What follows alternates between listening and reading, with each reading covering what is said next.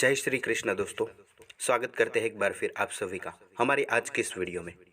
दोस्तों, अगर आप भी चाहते हैं कि अपने जीवन में आने वाले हर इंसान को परखना है तो इस वीडियो को अवश्य देखें, क्योंकि इस वीडियो के माध्यम से हम आपको एक ऐसी कहानी बताने वाले हैं, चिड़िया की ऐसी 7 बातें बताने वाले हैं जो हर इंसान को परखना सिखाएगी।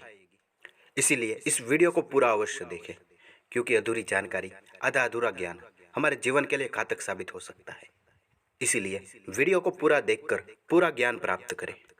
इसी के साथ ही शुरू करते हैं हमारी आज की प्यारी सी कहानी को। एक बहुत बड़ा जंगल था। जंगल में बरगद के ऊंचे पेड़ पर एक चिड़िया घोंसला बनाकर अपने 2 बच्चों के साथ रहती थी। एक दिन तूफान आया और बरगद का पेड़ गिर पड़ा।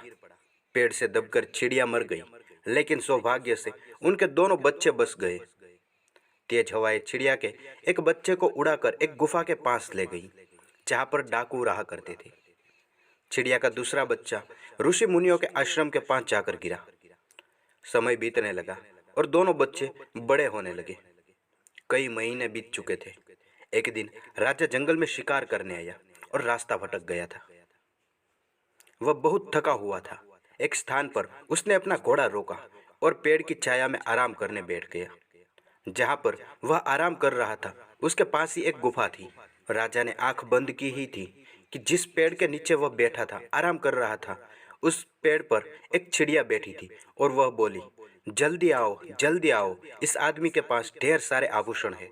इसका गला काटकर इसे मार डालो और इसे लूट लो। ये सुनकर राजा हैरान रह गया।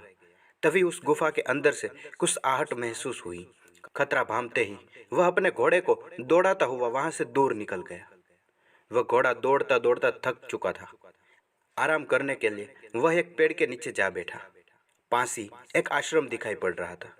उसके नीचे बैठते ही पेड़ की एक डाली पर एक बैठी चिड़िया बोल रही थी, राजन, आपका स्वागत है। इस समय आश्रम में कोई नहीं है, ऋषि भी बाहर गए हैं, किंतु आप अंदर जाकर आराम करिए। कुछ देर में ऋषि आते ही होंगे। राजा ने सिर उठाकर चिड़िया को देखा। वह हूबहू पहले वाली चिड़िया की तरह ही दिख रही थी। चिड़िया की बात मानकर राजा आश्रम के अंदर चला गया। कुछ देर में ऋषि आश्रम से लौट आए। राजा ने उन्हें प्रणाम किया। ऋषि ने राजा के लिए भोजन पानी का प्रबंध किया। भोजन के बाद कुछ देर आराम कर राजा जाने को हुआ तो उसने मन में कौंध रहा वह प्रश्न ऋषि से पूछ लिया, गुरुवर, आपके आश्रम के सामने स्थित पेड़ पर जैसी चिड़िया है, हूबहू वैसी ही चिड़िया मैंने कुछ दूरी पर स्थित एक गुफा के पास के पेड़ पर देखी थी, लेकिन दोनों की बोली में बहुत अंतर था। मैं हैरान हूँ, एक जैसी चिड़िया होने के बाद भी दोनों में इतना अंतर कैसे? राजन, वे दोनों एक ही चिड़िया से जन्म थे और तूफान में बिछड़ गए थे। एक डाकुओं की गुफा के पास जाकर उनकी संगत में बड़ी हुई और उनकी बोली सीख गई। एक हम ऋषियों के साथ बड़ी हुई और हमारी बोली की संगत सीख गई। सब संगत का खेल है। प्यारे दोस्तों, हमारी संगत का हमारे आचरण, व्यवहार और जीवन पर अत्यधिक प्रभाव पड़ता है।